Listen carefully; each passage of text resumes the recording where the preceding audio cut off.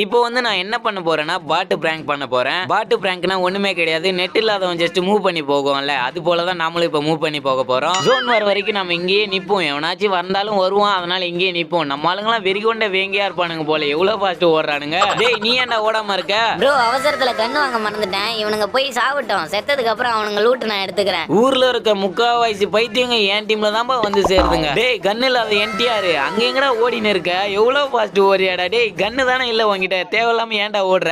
Bro அவனுங்க கிட்ட நான் மாட்டிட்டேன் ப்ரோ, என்ன அடிக்கிறானுங்க ப்ரோ, வந்து காப்பாத்து ப்ரோ.